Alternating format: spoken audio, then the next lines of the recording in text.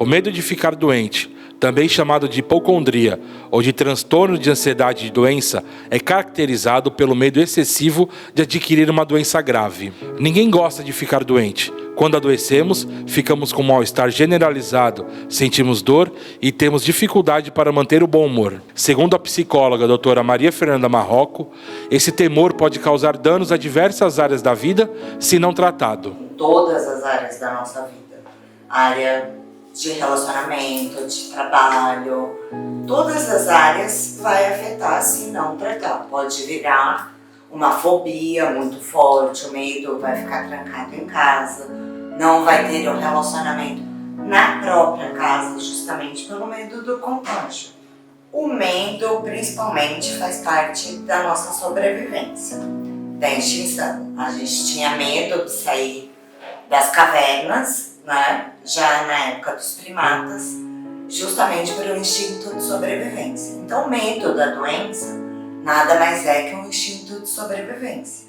E o medo de sair de casa também está relacionado à nossa sobrevivência. Quando a preocupação se transforma em medo de ficar doente, pequenos incômodos são razões para uma grande ansiedade. Ela afeta no nível da pessoa ficar depressiva, da pessoa se trancar dentro de casa. Isso e de gerar problemas, né? Eu tive um paciente na pandemia que ele acabou se trancando dentro de casa e não saía mais. O próprio relacionamento com a esposa, com o filho, gerou muito problema, né? Ele não queria contato com os próprios entes que ficavam dentro de casa. Todo o medo ele vai aparecer de alguma forma. Um medo que parece bobo, mas nada em nós é bobo. A gente não pode tratar como um medo bobo, porque ele é real para a pessoa. Só que daí também tem que saber diferir se é um medo real ou se é um medo que a pessoa está criando. Então isso também tem que ser visto. As famílias também não estão preparadas, né, para indicar uma terapia, porque acham besteira ainda, ainda um preconceito na sociedade, mas incentivando a procurar uma ajuda, uma conversa, né, dizer, olha, talvez esse medo esteja passando um pouco do limite, a gente tem que procurar entender. Se a pessoa está com medo, ela vai demonstrar certos tipos de comportamento. Ela vai se esquivar, ela vai se fechar no quarto, ela não vai querer sair, ela vai limitar o contato dela com as pessoas justamente pelo medo de contrair uma doença. Como se previne isso? Tem prevenção? Não tem prevenção, né? Porque o medo, ele faz parte da nossa vida, só que o medo excessivo, ele vai ao longo do tempo. Não tem prevenção, porque não é algo visível, né? O medo e todas as outras problemáticas que a gente tem com a saúde mental, ela não é visível. Não é algo que a gente vai no mercado e compra e pode trocar, né?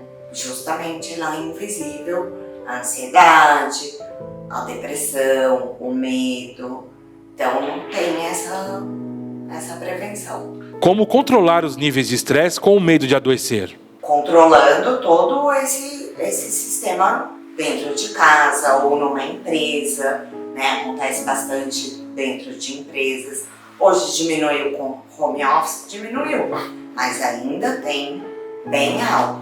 Então é esse controle do ambiente, controle de saber como a pessoa está naquele dia. Pode evoluir para uma crise de pânico, né? A ansiedade, ela tem os níveis, até o TAG, que é o transtorno de ansiedade generalizado, que é muito alto, e isso pode evoluir para a síndrome do pânico, que daí são onde a pessoa vai ter crises, que ela não consegue sair de casa, ou que se ela sai, ela tem que voltar, e aí ela precisa de uma ajuda maior. O hipocondríaco, ele vai tomar remédios, evitando qualquer... Então, se alguém tossiu do lado dele, ele vai na farmácia e compra um remédio, porque ele acha que ele vai ficar doente.